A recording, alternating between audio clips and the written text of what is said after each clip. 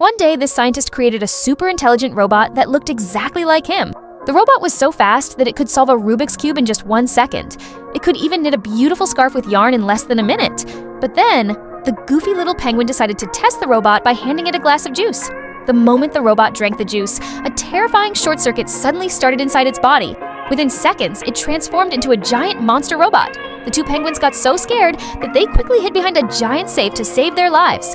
But the monster robot fired a powerful laser beam and sliced the safe into 2 pieces. Seeing this, the penguins panicked even more and started running as fast as they could. As the robot chased after them, the 2 penguins barely managed to jump into an elevator. But just before the doors closed, the robot shoved its arm inside. Then it began forcing the elevator doors open with unbelievable strength. The penguins were completely terrified, but suddenly, the red robot punched the monster robot so hard that it crashed to the ground. The penguins quickly took the opportunity to tie it up and throw it outside. Just then, the scientist arrived and became furious after seeing what had happened to his robot.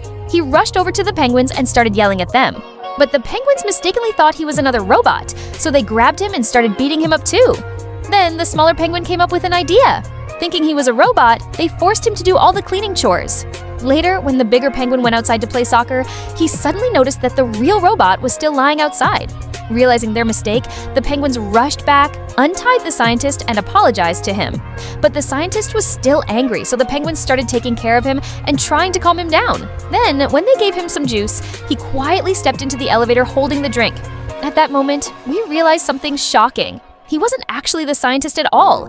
It was the robot pretending to be him after knocking out the real scientist and stealing his appearance. If you want to know what happened next, comment below.